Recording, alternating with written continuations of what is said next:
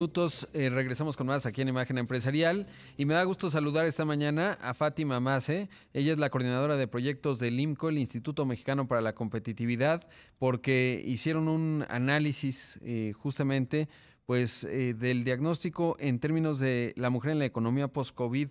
eh, Grandes hallazgos los que tienen. Fátima, ¿cómo estás? Buenos días. Hola, buenos días, Rodrigo. Un saludo. Oye, cuéntanos justamente el enfoque, porque creo que es muy relevante, pues la diferencia, cómo ha impactado desde un punto de vista económico, laboral, en cuanto a la brecha de género, ¿no? Y veía, por ejemplo, uno de los temas que me parece muy interesante y es las mujeres se encuentran subrepresentadas en los puestos de liderazgo, tanto en el sector público como privado, y esto reduce la posibilidad de que las necesidades de las mujeres se vean reflejadas en la toma de decisiones. Creo que esto es fundamental, ¿no? Porque pues a veces las empresas definen políticas, pero pues si no hay nadie, si no hay mujeres en el liderazgo, pues, se hace más difícil tener la sensibilidad y que se tomen en cuenta pues la realidad de buena parte de la fuerza laboral de las empresas. Así es. Fíjate que lo que nos preguntamos fue justo esto, ¿no? Que económicamente hablando, ¿qué tanto está impactando esta crisis a las mujeres contra los hombres? Y nos dedicamos a buscar evidencia al respecto. Y uno de los puntos que nos parece preocupante y que podría ayudar a ampliar las brechas que hay en términos de género en el mercado laboral es ese, que hay muy pocas mujeres en la toma de liderazgo, en las posiciones de liderazgo. En el sector privado, solo 8% de las direcciones generales de las grandes empresas están encabezadas por mujeres. En el sector público, solamente el 18% de los cargos titulares los tienen las mujeres. Y en parte, pues esto se ve reflejado en que no tenemos políticas públicas claras encaminadas a pues disminuir este efecto desproporcionado sobre las mujeres. Mira, te doy un dato que nos parece bien interesante. A partir de junio, del mes de junio, se empieza a notar la recuperación económica del país y lo que vemos es que los hombres están regresando mucho más rápido que las mujeres a trabajar. Si tomamos en mayo, que es el mes en donde más se deterioró el empleo, contra julio vemos que 18 hombres ya regresaron a trabajar o mejoraron sus condiciones laborales, mientras que 14 mujeres mejoraron sus condiciones o regresaron a trabajar.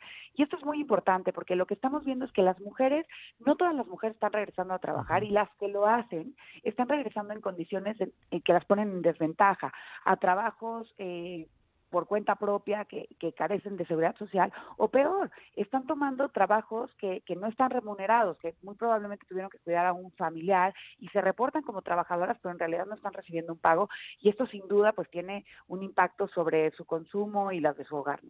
Sí, claro, esto es clave y es parte de lo que retoman en la encuesta telefónica de ocupación y empleo, que ahora ha tenido que ser telefónica de parte del INEGI.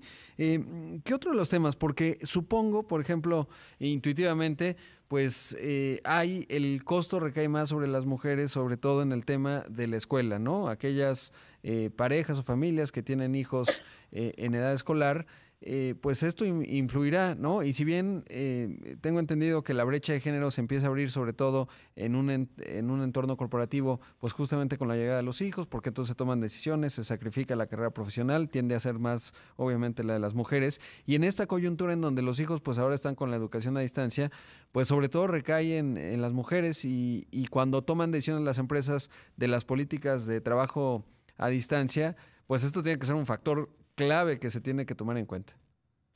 Sí, sin duda. Mira, el 72% de los hogares en México que tienen hijos están frente a esta disyuntiva, ¿no? De qué hacemos a la hora con respecto al manejo digamos que los cuidados del hogar o regresamos a trabajar, porque ahorita hay una crisis de cuidados realmente en el Ujú. momento en el que las escuelas no regresaron. Y exactamente cómo es que las familias están tomando decisiones, no hay datos suficientes todavía para saberlo, pero sí sabemos, uno por una encuesta que hace Ipsos, que las mujeres reportan tener mucho más carga en el hogar a raíz de la pandemia. El 53% de las mujeres dijeron que sí tenían más carga que antes de la pandemia, y esto influye porque en México las tareas domésticas y de cuidados recaen principalmente en las mujeres. Ahora, hay otro dato que también es interesante, que tiene que ver con dónde están concentradas las mujeres. La mayoría de las mujeres tienen empleos en el sector servicios, que son los que el 53% de las mujeres están trabajando en estos sectores, que son los que requieren trabajo de manera, digamos, con contacto físico. Y esto pues también pone, digamos que en una posición vulnerable a las mujeres. En México de por sí el mercado laboral tiene muy poca capacidad, digamos, de hacer trabajos a distancia. Solo entre el 20 y el 23% de los empleos se pueden prestar a esto. Pero dentro de estos, a pesar de que este porcentaje es muy pequeño, también hay una diferencia ahí, porque si nos vamos al decir más alto, que es en donde está la mayor capacidad, digamos, de ofrecer los servicios en casa, 3 de cada 10 hombres tienen un empleo que se presta a esto, pero solo 2 de cada 10 mujeres. Entonces, incluso en el escenario en donde podrías trabajar desde tu casa, incluso donde encontraras una manera de balancear todo lo que tienes que hacer dentro del hogar, el mercado laboral no es tan adaptable en ese sentido para las mexicanas. Claro, y esto además, entendiendo la estructura y correlacionándolo con otros datos, pues evidentemente el bienestar de la familia tiene que ver muchas veces con el ingreso de las mujeres y habría que pensar obviamente además las familias en donde la mujer es la cabeza, pues esto implica un reto formidable porque se va a afectar, como está ocurriendo de manera generalizada, pero se va a agudizar en ese tipo de familias, pues el impacto económico del COVID, ¿no? Es decir, van a quedar con mucho menores ingresos y eso es delicado y grave. Por supuesto, y en este caso pues el gobierno tiene un reto mayúsculo para, primero para ayudar a estas familias y pensar, planear las políticas públicas para no afectar en gran medida este tipo de hogares y también para no ampliar o profundizar las brechas de género que hay en el mercado laboral, que veíamos una tendencia a que estas brechas se cerraran, pero con la crisis existe el riesgo de que estas brechas se agudicen y si no se toman las políticas necesarias, pues sea un efecto permanente, ¿no? Que tome muchos años corregir. Ahora, justamente hacen ustedes algunas recomendaciones, por ejemplo, pues algunas muy básicas, digamos, robustecer las estadísticas para medir las brechas de género, que es indispensable, que bueno que ustedes están también sobre el tema, pero pues se tiene que ahondar más en ello, ampliar el sistema de cuidados infantiles para que beneficie a las trabajadoras informales, creo que indispensable, incentivar la adopción de políticas corporativas de integración vida-trabajo. ¿Qué dirías, digamos, de cara a los que toman decisiones en las corporaciones, en las empresas, que tendrían que tomar en cuenta considerando pues los hallazgos que ustedes han hecho?